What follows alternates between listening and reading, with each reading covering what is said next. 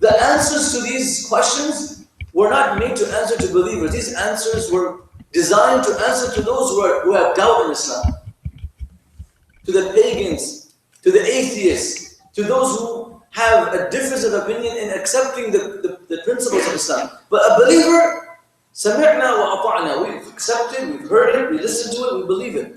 Of course, with our intellect, we still have to have the critical thinking of how it should be applied, when it should be applied. That's all encouraged in Islam.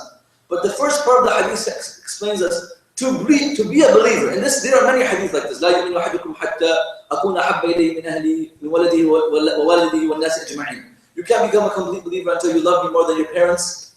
من والده وولده والناس أجمعين, until you love me more than your parents, your children, and the entire world. And this was applied by the Sahaba. Umar radiallahu anhu said, Ya Rasulullah, I love you more than my parents, I love you more than my children, but I don't love you more than myself. The Prophet ﷺ says to Umar, you are not a complete believer. Umar finally says, Ya Rasul, al-an, now I love you more than myself. The Prophet ﷺ says to Umar, al-an, now? So the al-an is translated into two ways. Al-an ay kamula iman. Now your iman is complete, or al-an, meaning it took this long for you to accept that I'm far more dear to you than yourself. And this was the mode of all the Sahaba. They would put themselves in line, in life, in wealth, in family, in children, for the Prophet's protection, its religious protection. So these are places where the Quran, the Prophet ﷺ says clearly, لا يؤمن أحدكم حتى أكون أحب إليه من والده وولده والناس أجمعين، وفي لا يؤمن أحدكم حتى يكون هواه تبعا لما جئت به. To be a complete believer, someone that can enjoy everything in Islam, you must comply with everything Islam has told you to do. There are some things in our life we can't wrap our life around it, we can't wrap our mind around it because it's against our temperament or our lifestyle. That has to be learned and that has to be applied. And Islam is a teaching. And the Quran says it all over. وَمَا كَانَ لِمُؤْمِنٍ وَلَا مُؤْمِنَةٍ إِذَا قَضَى اللَّهُ وَرَسُولُهُ أَمْرًا أَن يَكُونَ مِنْ خِيرَةٍ مِنْ أَمْرِهِمْ. Once Allah and His Rasul have made a judgment in Surah Ahzab, anything that Allah has made a judgment on, the human who is a believer, male or female, has to agree to it. That's Islam's principle. How to apply it? Why is Hajj in Dhul Hijjah? Why is Ramadan in whole month? Why is Salah at a fixed time? All these things Allah subhanahu wa ta'ala in the Sharia and the religion has already explained us. In Islam, there are some verses which are open to interpretation. There are some verses which are open to interpretation. We can discuss them, like the verse where the Quran says the husband is allowed to tap the wife or hit the wife. That verse cannot just be translated, oh yeah, you're allowed to beat the wife. No. That verse is open to interpretation, and it was interpreted by the Sahaba. If somebody wants to accuse Islam, they can use that verse as Islam is a violent religion. But there's some verses which are not open to interpretation. What are those verses? Like, ما كان محمد أبا أحد من رجالكم ولكن رسول الله وخاتم النبيين. The Prophet is the last prophet. You can't come up with another prophet. There are verses in the Quran which are clearly muhkam. They're evident, they're clear. You don't need interpretation for them. And if there was need for interpretation, it was done by the Prophet and his companions. So there are places where Islam leaves you room for interpretation. A lot of secular people will talk about hijab. Hijab ayahs are up to interpretation. So where in the Quran does it say hijab is followed? So Surah Ahzab and these surahs are clear in it. But someone who wants to prove or is inclined to defend women's rights will say, you know what? We have no verse in the Quran that says only يا أيها النبي قل لأزواجك وبناتك ونساء المؤمنين يدنين عليهن من جلابيبهن ذلك أدنى أن يعرفن فلا يؤذين. It has nowhere in the ayah that says clearly, head to toe, what's awrah for a woman. But this ayah, it was explained by the women of the Prophet. Now if a sister wants to interpret this verse according to her mindset, she will be going against the principle of this ayah, of this hadith. It's been done. Now the discussion would be face, hands, feet, that's all for discussion. The style of hijab, all for discussion. Jalbab, all for discussion. But everyone's under the concept that male and female have their awrah and they have to cover certain parts of their body. Quran speaks about it. Quran speaks about inheritance for men and women. Quran speaks about rights for men and women. Quran speaks about things that you're not supposed to do and things you're supposed to do. All these are clear cut. Alcohol is forbidden. إنما الخمر والميسر والأنصاب والأزلام ورجس من عمل الشيطان. Gambling is forbidden. Now, if somebody says, you know what, it's healthy, it's good for me, it's good for my blood, and white blood cells and red blood cells, these are different types of researches we have. Alcohol is good for you. Quran says it's good for you. فيهما إثم كبير ومنافع للناس. Quran is saying that. وإثمهما أكبر من نفعهما. This ayah has been abrogated by the next ayah. So there are places in the Quran which are open for interpretation, for the scholars to discuss, not for an ordinary person that has a psychology degree and says this ayah fits the psychology of adolescent youth in America. That's not going to interpret the ayah correctly. You need to see the verse through the lens of a scholar who's acquainted to the situation of the society. Then we're open to not an individual interpretation, also with consensus of group of scholars. Those are up to discussion. But there are certain things you just can't touch, and we can make a list of these things. So believing in the teachings of Islam, awamirillah, the commands of Allah, and nawahi, and those things which Allah has forbidden, we need to stay away from it. And our desire, our heart should apply, should submit to it. You know, waking up for Fajr should be the desire of a human. Staying away from haram should be the desire, like this should be their nature. You know, a child's nature is not to lie. But once the parents continue to lie in front of the child learns to lie. The teacher asks, why did you miss school yesterday? Oh, I was at a doctor's. The parents tell the child to make up a story. So when parents are teaching an innocent child how to lie, when to lie, the child becomes an expert in lying, and tomorrow when he lies back to the parents, don't blame anyone else except for yourself. And this same scenario can be used and applied almost everywhere else.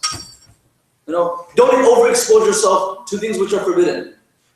And excessive exposure to haram will lead someone towards haram. You're seeing it, now you want to experience it. Once you put yourself in the experience, now you're totally involved to bring yourself out of it. You know what? I've watched these people do drugs all my life. Let me experience it. As an example, you take the puff or the sniff or the huff, okay? You try it, and then after a few days, you're hooked on it. You're just hooked. It could be for smoking. It could be chatting. Every drug, everything's a different drug. Dunya, money could be a drug. Fame could be a drug. This is why when they interpreted the ayah, لا تقربوا الصلاة وأنتم سكارى, don't come to salah when you're intoxicated. So Mufassirin have said, don't come to salah when you're intoxicated with the love of the dunya. Take it out, then come. It's not just intoxication of alcohol or you know, other intoxications. It's not just that. Take out the love of everything, your children, your family, the wealth, the business. Take it out. Clear yourself. وَإِذَا فَرَغْتَ فَانْصَبْ. When you're clear from everything, then stand in front of Allah. So this is something that a person does in human nature. We're exposed to haram. And the human nature, we're going to talk about hawa next. And that's the most interesting part of our life because we're young. And a person might say, you know what? Desires seem to finish or fade away as you mature. They say the biggest maturity in life is abstinence from disobedience of Allah. That's the height of maturity. Why do you call someone baligh? وَإِذَا بَلَغَ الْأَطْفَالُ مِنْكُمُ الْحُلُمِ. The Mufassirin say, Muhaddithin say, what is the definition of maturity? You can only define someone mature when a person, or male or female, is able to refrain themselves from things which are forbidden. That is the height of maturity. How can you call someone who's like 40-year-old, but he's doing haram every day in the morning, in the evening he's looking at haram and he's not thinking about haram? This person is mature as a figure, as a front, in offices and at work, but his heart or her heart is attached to something which is against Islam. So a person needs to understand the first concept is to believe in Allah subhanahu wa ta'ala. This is why the Prophet said many hadith, ثَلَاثًا مِنْ كُنَّ وَجَدَ حَلَاوَةَ الْإِيمَانِ. You want to be a complete true believer? These are the three signs. Three signs of a complete believer. أَنْ يَكُونَ اللَّهُ رَسُولَ حَبَّ إِلَيْهِ مِمَّا سِوَاهُمَا. That your love for Allah and Rasul sallallahu alaihi wasallam have to be more than everything in the world. For this question comes, if Islam, Allah and His Rasul are in front of you, and you have the temptations of everything else around you, what do? If you're going to use your cell phones in this halaqah, you're really not going to enjoy or benefit. So like I was expecting you guys to click your phone. If you're taking notes, you're fine. And I'm not doubting anyone that's on their phones, but it just makes me want to speak even more or better, or make up, or come up with the hadith that are more fitting for the situation. And the speaker relies on the attention and the focus of the listeners. We feed off each other. It's just the process.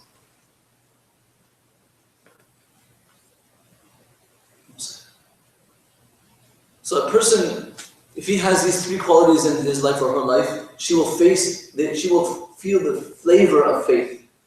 أن يكون الله ورسوله أحب إليه مما سواهما. You love Allah and the Rasul, they're more dear to you than anything in the world. Your mom is dear, your parents, you love them, your children, your family, your culture, your work, all that is dear to you. But more than that is Allah subhanahu wa ta'ala. Your friends are dear to you, but more than that is Allah and His religion.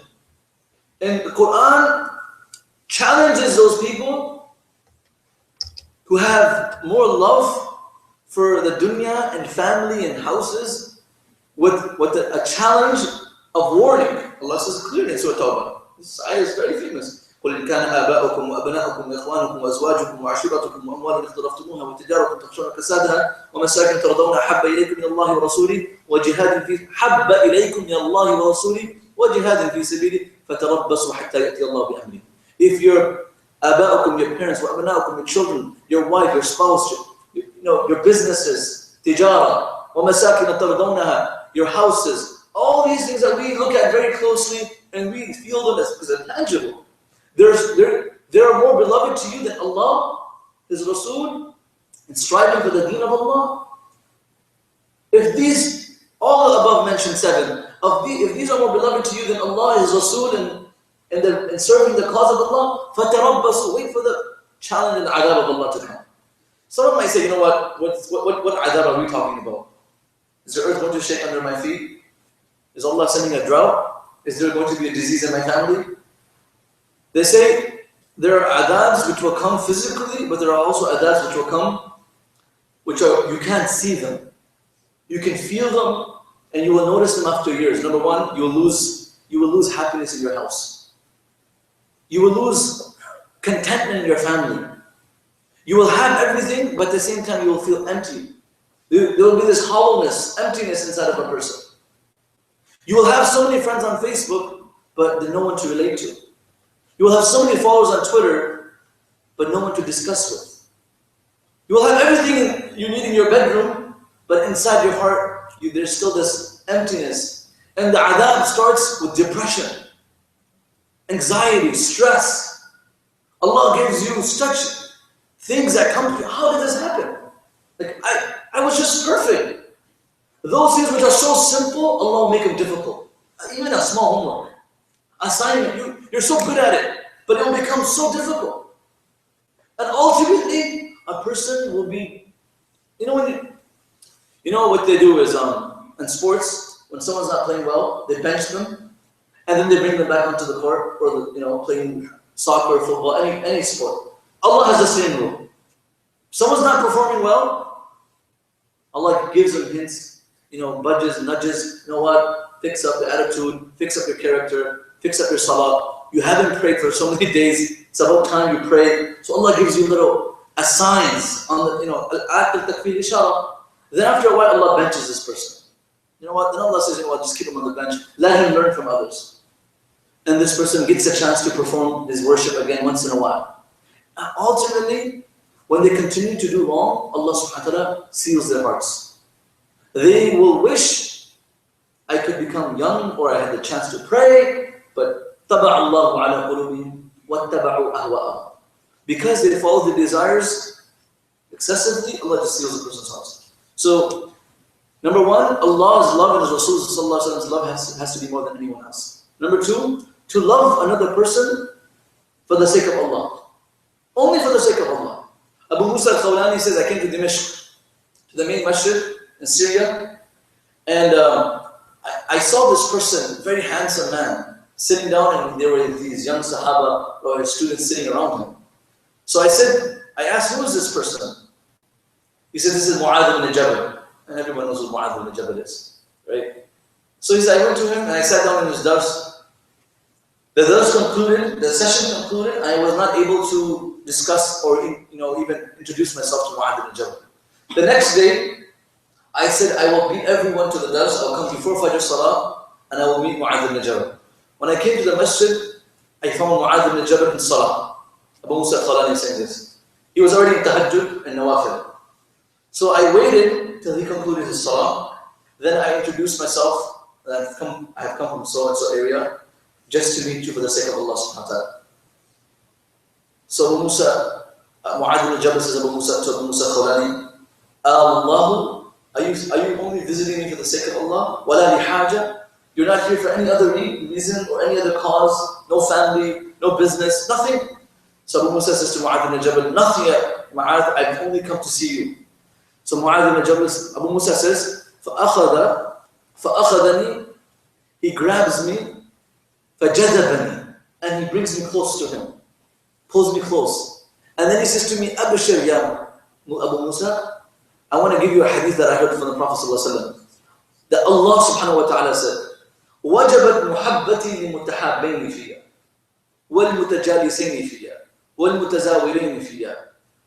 Allah says, anyone that shows love to each other for the sake of Allah, Allah's love for them is incumbent. Allah in return loves them. Anyone that visits another person for the sake of Allah, Allah loves them.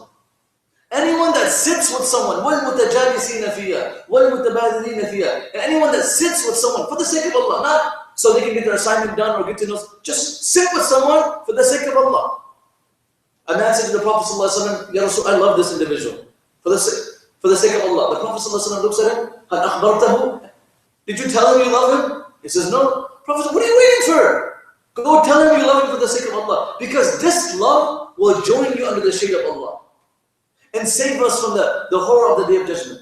So loving each other, not for any material gain or benefit or motive, for the pleasure of Allah. Remember a sister for the sake of Allah. Call somebody, every time we call someone, so you say, how are you doing? Everything okay? And then the person says, so why did you call me? He starts to doubt our reason or our sincerity of the conversation. Like, is there something that you need? And then he said, no, I just called to ask you how you're doing and how's family. That's it. And this should be done every week, every day. You should be contacting somebody just to follow up on them for the sake of Allah. Imagine if there was a community that loved each other and checked up on each other just for the sake of Allah. There'd be less hatred, jealousy, malice, just. And there's some people you don't have to check up on. Just certain people you love for the sake of Allah, go ahead. There's nothing else. And these people will be al-akhillau yawma idhin ba'dhum li ba'dhin aduwwun illa al-muttaqin. Every friend will break, every friendship and kinship will break on the Day of Judgment, except for that friendship that was based on the love of Allah and piety. So that's something that we need to develop. Trust me, if there's someone in this community, if you love someone in this masjid, the boys, talk about the boys, okay? And the girls for the girls. Even if you love your own sister, it's so difficult for us to even tell our own brother, I love you. Yeah, what's up? We're so blunt with them. A younger sister, yeah, what's up? Okay, all right. That's it. That attitude, your brother will love you, but at the same time, he's like, I can't wait till I move out. I can't wait till my brother and my sister moves out of this house. Can't wait till she gets married. That's not the attitude we want from our children, our family. And the worst is, right, when someone in the community is like, I can't wait till they move out. No, we want people to stay. So that's one. Next part is, the last part of that hadith is, a person, he will hate or she will hate to disobey Allah as much as this person will hate to be thrown into the fire of hell. The fire of hell is already something that we already know. We don't need to be introduced to the fire of Jahannam. Just the drink of Jahannam. We're not talking about Gatorade and Powerade and Coke and Pepsi. The drink of Jahannam.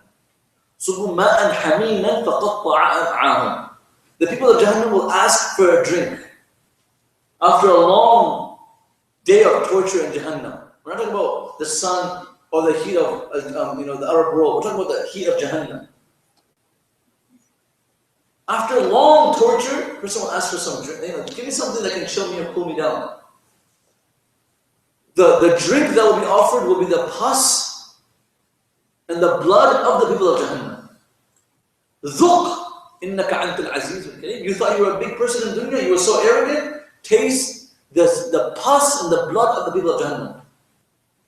And the pot that this drink is brought in, when this drink is presented and put in front of the mouth of this Jahannami, the bottom lip will fall down to the chest of this person, and the upper lip will cover the head of this person. So this is a small introduction of the water or the drink of Jahannam. We don't need to go into Jahannam. But what we have to understand, as much as we don't want that drink, and as much as we don't want the sap of Jahannam, شجرة الزقوم طعام الأثيم, we don't want the tree and the scorpions and the snakes of Jahannam. Just like this, when we look at a sin, we should look at it this way. This sin can take me to hell. And we should hate the act as much as we will hate ourselves to enter into Jahannam. If that's an iPad or iPhone or a computer or Facebook, we need to boycott ourselves from those things. If that item or that product or that service, it's leading us towards haram and the fire of hell. It could be even good deeds. If my practice of religion is giving me arrogance, that means I need to chill out. Because there's no good in religion if it brings arrogance in you. They say a sin that's followed by regret is better than a good action that's followed by pride. A sin that is followed by regret is far greater than a good act which is followed by arrogance. Because the person who is doing good and becomes arrogant about themselves will never understand their weakness and never submit and admit to their faults. But a person who is always making mistakes will somehow follow their way back up the ladder and come closer to Allah subhanahu wa ta'ala. The next part of this hadith is hawa. Listen up, guys. The word hawa, yahwi, it has many meanings. It means wind. Imam Ghazali in Ihya al-Ulumuddin, he has an entire chapter. You can find it in English. It's really good for students who are studying psychology. And Imam Ghazali was a philosopher, and then he was a faqih and a mufti, and then he started doing more Islamic literature after his academic research of for the human sciences. Imam Ghazali has a chapter called Dhammul Hawa, to criticize the nature of humans' desire. It's a really interesting chapter because everyone here, from their consciousness, if we build our life on our consciousness and our ability and we are waliullahs.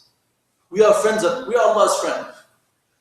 And there's always one act or one habit that keeps us back from becoming an ultimate friend of Allah. Everyone that's sitting, there's not something like 5, 6 bad habits I have. There's this particular bad habit that has been haunting me from my early teenagehood ages, or even before that, and today it's still, behind my back and I feel bad for it. So there are particular few habits. It's not like a whole dozen of habits that we need to work on. For individuals, it can be very difficult, very simple habits. So the hawa is something that Allah warns us in the Quran over and over and over. What is hawa? Allah says one clearly in Surah Nazi'at, أَمَّا مَنْ خَافَ مَقَامَ رَبِّهِ وَنَهَى النَّفْسَ عَنِ الْهَوَى. And the one who fears the day they have to stand in front of God and they refrain their desires, what happens to them? فَإِنَّ الْجَنَّةِ هِيَ الْمَأْوَى. The reward of restraining and compressing your desires and holding them down, the reward of that is paradise. So that itself expresses how difficult it is to do that. It's not an easy act. It's not easy to put your desires down. When everyone is doing wrong around you, especially when the season gets better, people are just going to follow their own desires and just become so easy. And in the lifestyle that we're living in, the 21st century, people don't follow the devil. There are people who worship the devil. There are people who worship idols. There are people who worship fire. There are people who worship the stars. But there are people who worship their own desire. Allah says in the Quran, أَفَرَأَيْتَ مَنِ اتَّخَذَ إِلَهُ هَوَى. Have you seen those people who have made their desire, their base lower? Meaning they know what's wrong, but they still are forced to follow their desires. وَأَضَلَّهُ اللَّهُ, Allah says, this is even more, scary. Allah has misguided them even though they know it's haram. وَأَضَلَّهُ اللَّهُ عَلَىٰ عِلْمٍ. They know it's wrong through their knowledge. That knowledge has not benefited them. عَلَىٰ عِلْمٍ وَخَتَمَ عَلَىٰ سَمْعِهِ وَقَلْبِهِ وَجَعَلَ عَلَىٰ بَصَرِهِ غِشَاوَةً فَمَن يَهْدِيهِ مِن بَعْدِ اللَّهِ. So the desire is something that we need to understand. Allah says, فَأَمَّا مَنْ طَغَى وآثر الحياة الدنيا فإن الجحيم هي المأوى وأما من خاف مقام ربي ونهى النفس عن الهوى فإن الجنة هي المأوى. That's it. You compress your desires. It sounds so simple. And one thing we need to understand about desires, it can be like, let's give a small example so we can all relate to this. Food. Okay? Alright? Can we relate to it? We eat every single day and we tend to have good food and good desserts, something that's tasty but maybe not the most healthiest dish for us. And we just have this desire for it, we crave it, correct? And there's some people who don't crave food. They're just maybe skinny people, anorexic, or they're very conscious about their fitness. I'm not that type of person that would crave an ice cream, right? But there's some Oreos, there are some people that might.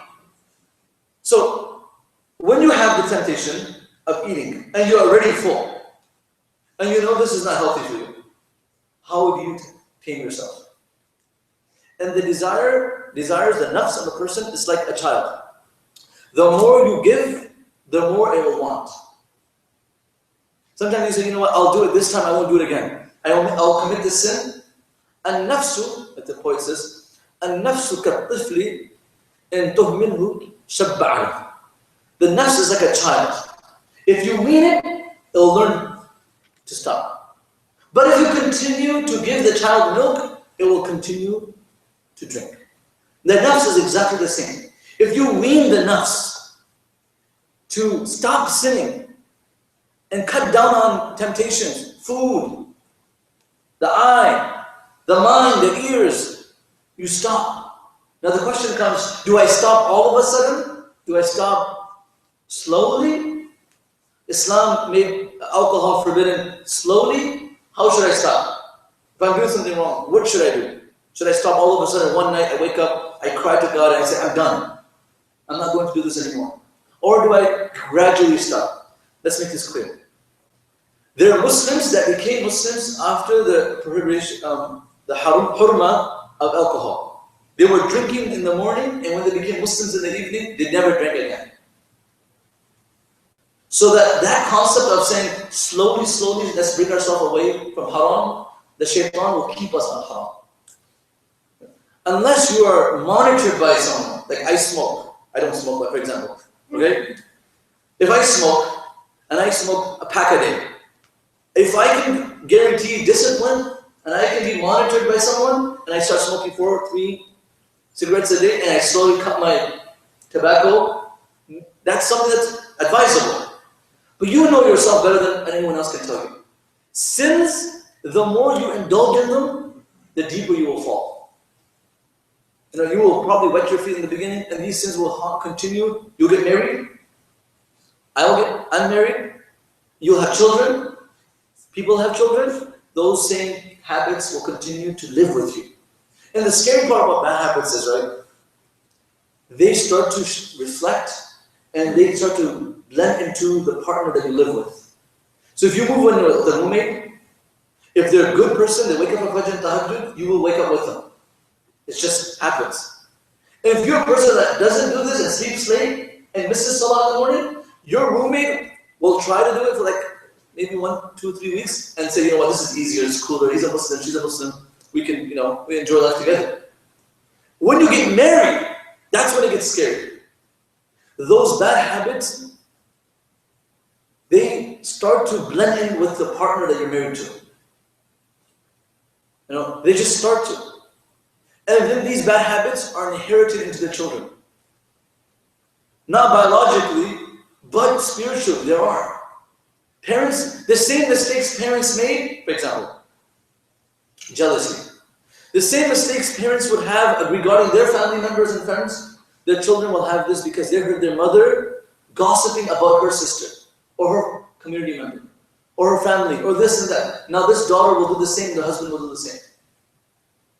So this is very important, that bad habits, you can read books about it. You can go through therapy, counseling, everything. And you will start back at ground zero. Because the only way to stop is, this is why in medical science, they don't tell a patient who drinks to stop drinking. You know what they tell them? Consume less. Because they don't believe they can stop. It's not practical to tell a person who smokes or drinks to stop completely. If you write this in one of your medical tests, you fill that question. In the culture of America, you don't tell them to stop. Because it's not practical for them.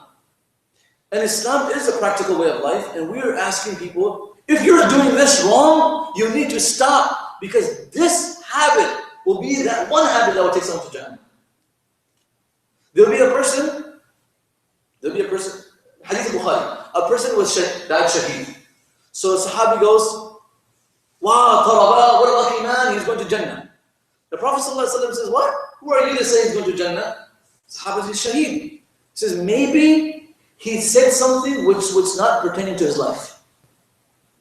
Maybe he said something which had nothing to do with his business. He will be accountable for that. For saying something which was in his business or her business. So, habits are something that we need to understand. And the good news about habits is, listen up, they come and they go away. You get the temptation and then it runs away. It's like wind. Hawa Yahweh. And the scholars write, why is it called Hawa? Because Yahweh nasu ila nar fi asfal al-nar. It takes a person to the lowest levels of hell. And a person who does wrong, he will feel the regret of this for the rest of his life. And I deal with community issues, and I deal with social issues outside. When I look at the divorce issues, the most common divorce issues are because of habits in the family. The same habits they have in marriage is destroying their marriage. So hawa'an taba'an lima jibtu bi. A person needs to be, Allah says to Dawood alayhi salam, Ya Dawood, inna ja'alnaka khalifatan fil ard. Wallah, Dawood, we made you a leader in this world. All of us are leaders. Allah made us leaders in the ummah of Rasulullah. We can't go around following our desires. Allah says, فَحْكُمْ بَيْنَ النَّاسِ بِالْحَقِّ وَلَا تَتَّبِعِ الْهَوَىٰ فِيُضِلَّكَ عَنْ سَبِيلِ اللَّهِ. Oh Dawood, don't follow your desires, because your desires will misguide you. Don't follow your desires.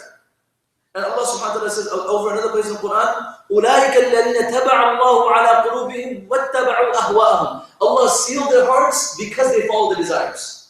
Allah says in another part of the Quran, فَإِن لَمْ يَسْتَجِيبُوا لَكَ. If they don't submit to your religion and to your way of life, فَاعْلَمْ أَنَّمَا يَتَّبِعُونَ أَهْوَاءَهُم. Remember, these people, the reason why they can't accept what Allah and Rasulullah is saying is because they can't tame their desires. The desires are overwhelming. And before we will know that our desires will ride us, we will be forced to do everything our minds were tempted to do. So we ask Allah subhanahu wa ta'ala to give us control over our nafs.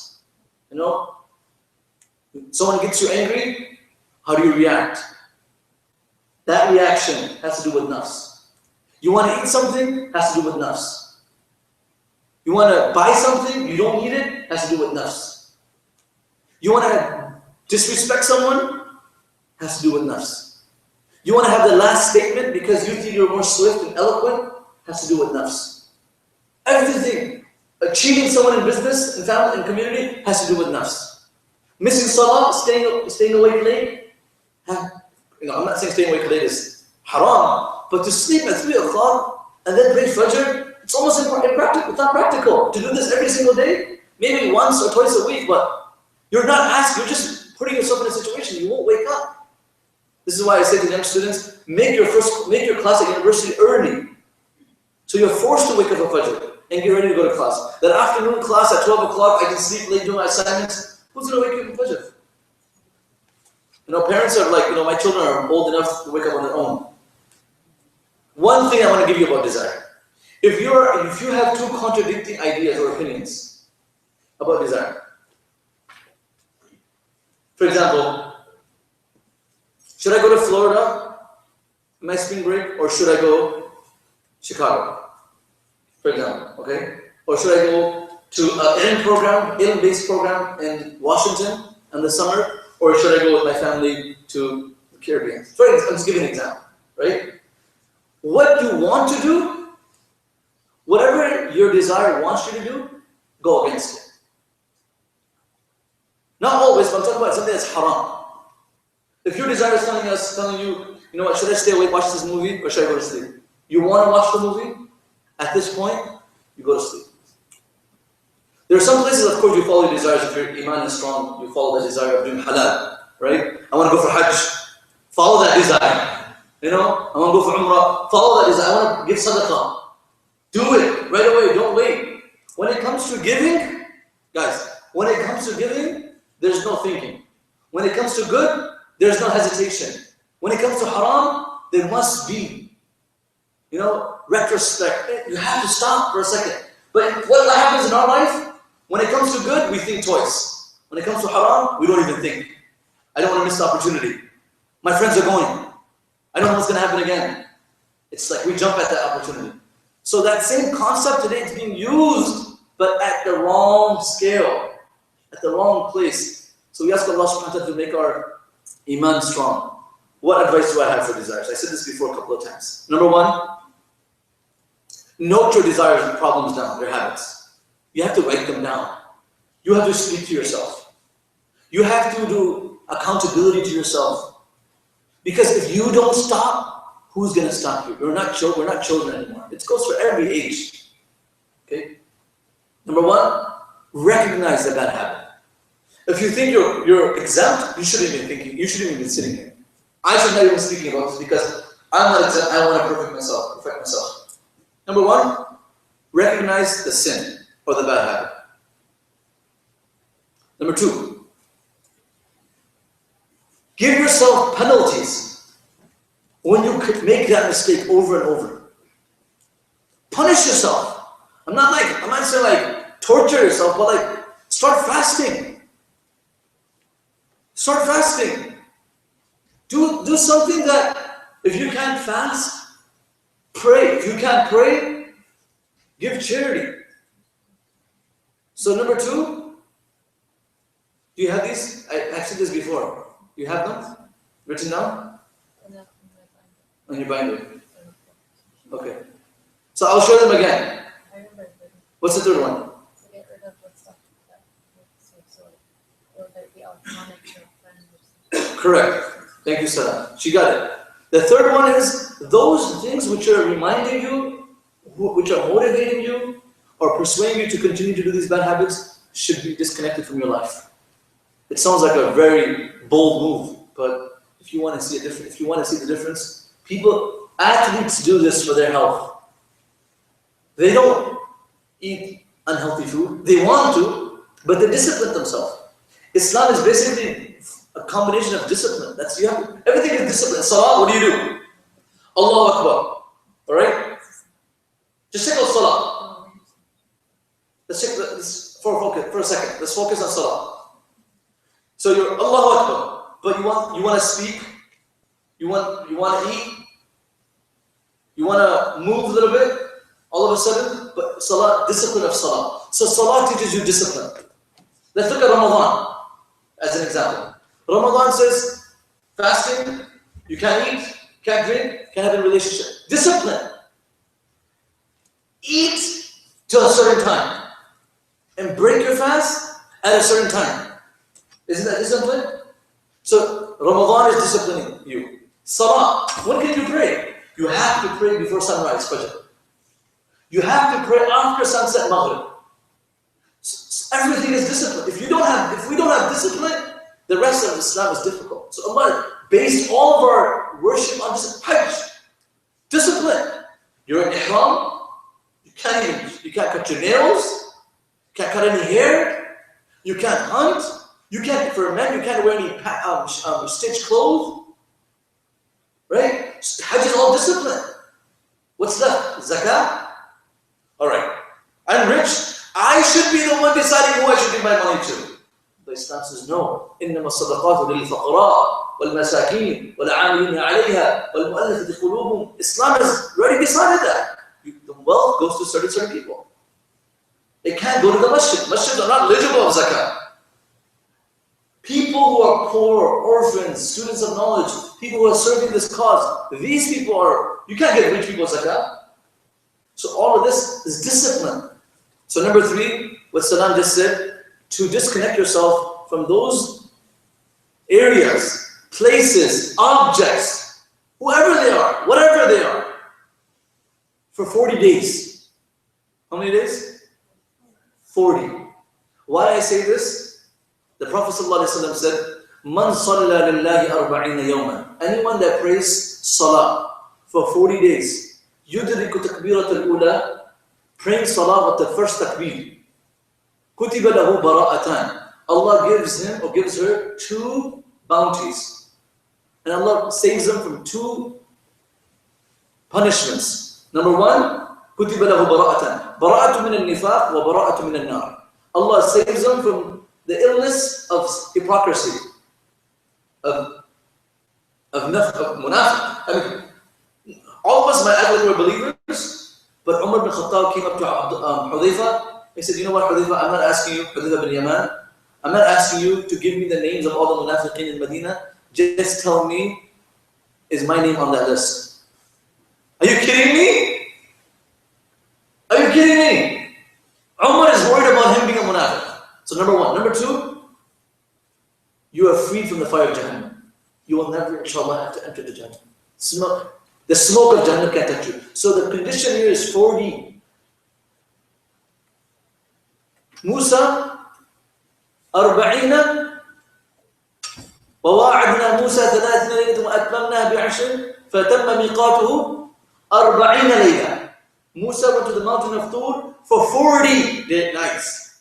After 40 nights, Allah gave him the scripture, and Allah subhanahu wa ta'ala gave him the sharia for Bani Israel. Firstly, the people who were the Tabuk, who were boycotted by the Prophet ﷺ, they were boycotted for 40 days. Those who didn't go to the battle of Tabuk, boycotted for 40 days to teach them a lesson. And then 10 more days. So total 50 there. But 40 days is something that Prophet Yunus stayed in the womb of the whale for 40 days. Prophet Ibrahim stayed in the fire, comes in Tariq, for around 40 days. So 40 days in Hadith, in Quran, has a significance. This is why I'm sharing with you the idea. Disconnect yourself from, if it's a smartphone, from a smartphone for 40 days, and use a dumb phone because you're too smart for it. Okay?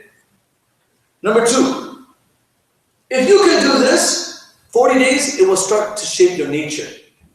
It takes 4 months to flush the system. This is why it takes 4 months for the ruh to come into the womb of the mother.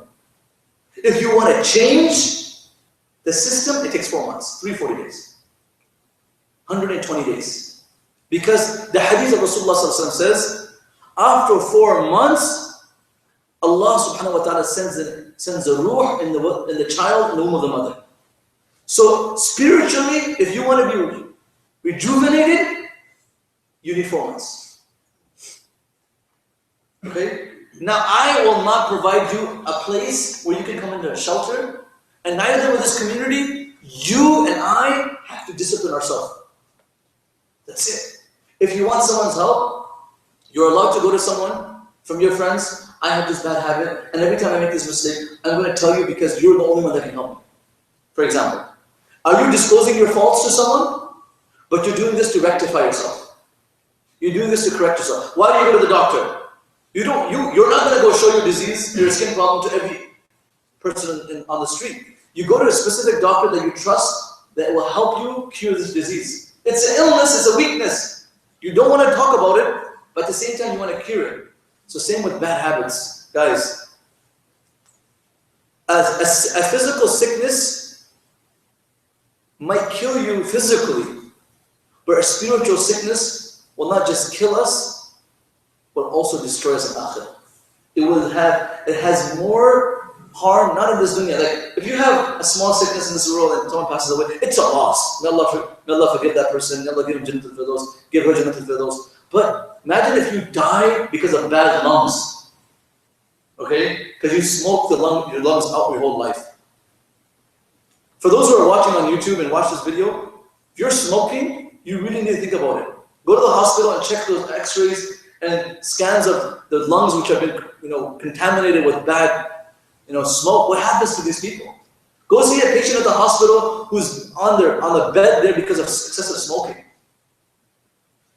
And other sicknesses that we have, illness of bad habits that we have. If you have, for someone like me, okay, if I have pride in me, this pride, I might get away with it in dunya because I'm an imam, I'm a shaykh, nobody recognizes it. But in akhirah, this small mustard seed of arrogance would keep me away from smelling the fragrance of Jannah.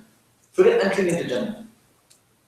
So this is something that we need to figure out ourselves, we need to work on it. It's not like we can live life just like this.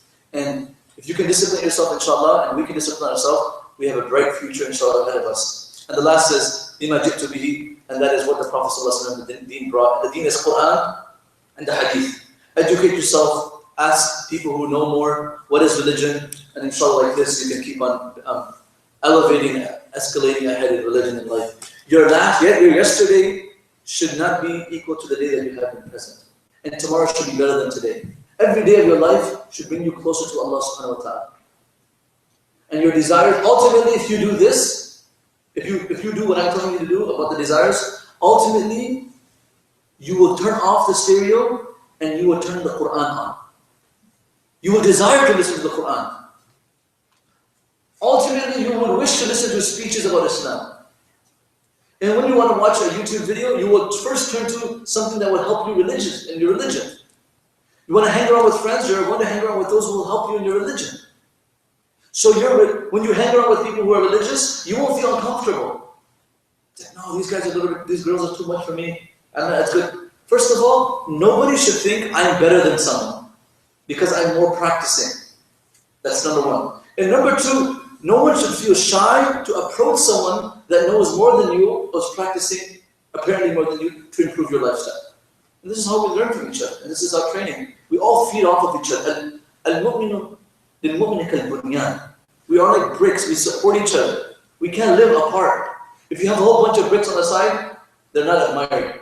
If you put all these bricks together, it's a beautiful structure. And this is what the religion is. If you, me, we all spread out and we do our own thing, I might be recognized for my skill. But if we put all this together, we'll be recognized for the skills of the ummah. And we can accomplish far greater things in life. And in fact, the best thing about this is, if one brick becomes weaker, the next one serves its purpose, keeps it strong. So we ask Allah subhanahu wa ta'ala to remove our bad habits. It's very easy to say, and salam to the third part, the fourth part, please. Without this fourth part, we will never be able to achieve it. The fourth part is, there needs to be sincere weeping prayers. Not dua. I'm done with the dua cycle. Oh Allah, I have this bad habit, please change it. Please. I'm sure the person who's been smoking for 20 years is trying the same dua. And he's probably saying, my dua has not been accepted. So there needs to be sincere weeping. And somebody asked me a while back, if you can't cry, what do you do? Right? If you can't weep, you pretend, you make the face, you make the emotions of a person that regrets and trying to weep in front of Allah, Allah will make that real. Abu Bakr radiallahu anhu, the Prophet said, so I can't cry. This is in the beginning. Abu Bakr, Prophet said, if you can't cry, pretend to cry. A time came in Abu Bakr's life, whenever he would read the Quran, you will hear nothing but his weeping and crying. Just started to cry. So the fourth aspect is very important, sisters and brothers. Weep for this, trust me. Weep. And if you can't do none of this, if you can't do one of these things, do the fifth. When you make a mistake, don't wait, but do something good after it. We talked about this already. Correct? What? بِأَسَيِّئَةً حَسَنَةً تَمْحُ. When you make a mistake, right away, okay man, shoot. I made this mistake, I shouldn't have done it, but what am I supposed to do? Do it again? No, let me do something good. Slowly that good, you know it says tamhuha? The definition of tamhuha is two. One is it will erase the sin. The second definition of that hadith is تمحها, it will erase the bad habit that you're doing. Are you paying attention? Did you get that? تمحها أي it will erase the سيئة. تمحها, it will erase the bad habit that's in your life. After making a mistake, following it by a good action, it will definitely will erase your sin. Another definition of the interpretation of this, it will remove the bad habit that's in the person. Are we clear? Can you say it one more time? I'm sorry. وَأَتْبِعِ السَّيِّئَةَ الْحَسَنَةَ تَمْحُوهَا. When you make a mistake, I'm not saying you should make a mistake. When it happens by accident, follow a sin by a good act. Because the good act, number one, either it will have the sin wiped off of your book of deeds, erased. Number two, the habit that you have will be erased from your life just by continuing this virtuous act of doing good after wrong. So two, either removes your sin or removes the bad habit by practicing good.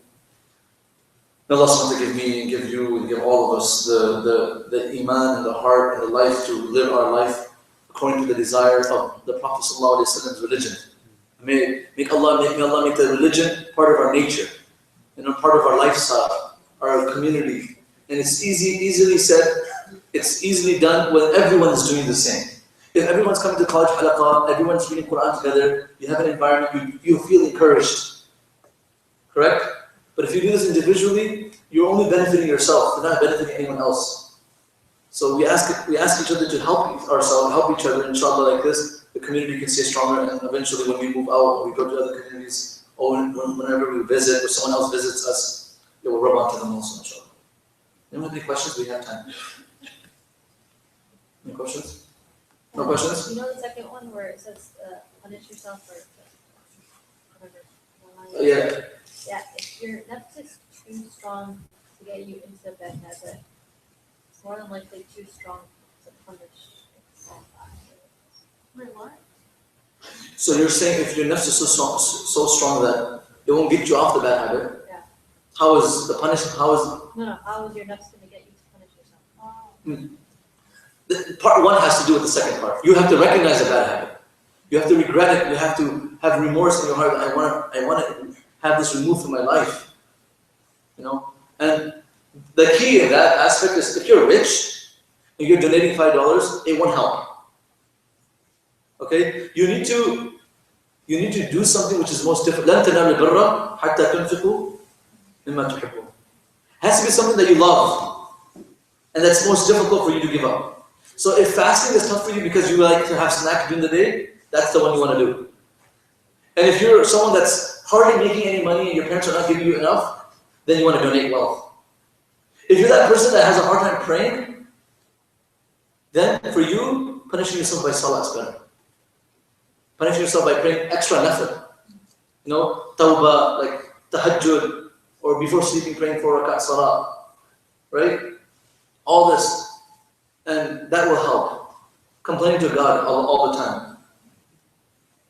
Guys, I've gone, parents have come to me and said complaints about people, about students. They've gone to therapy. They've seen counselors because of their bad habits. They've gone to psychologists because of bad habits. And they spend money, thousands of dollars. They take them like miles, 40, 50 miles towards Detroit to find some counseling for these people. We don't want to be part of that, and we want to help people, you know. They study this in like psychology, how to help people in their bad habits. You know, so anyone else have any questions? Hanny? Our last hadith is next week. I don't have anything special planned, but I was hoping to have like a dinner here. Wait, what's the last? Last hadith is إنك ما دعوتني ورجوتني غفرت لك على ما كان منك ولا أبالي. It's very beautiful hadith. It's all about mercy of Allah subhanahu wa ta'ala. So next week I'm just gonna like open a cloud of the mercy of Allah. So you potluck? Yeah. No? Who's up for a potluck idea? Raise your hand. Make sure it's all Zabiha. Nobody wants to do a potluck except for you. It's all bad. 26. 26? Is that over here? or during the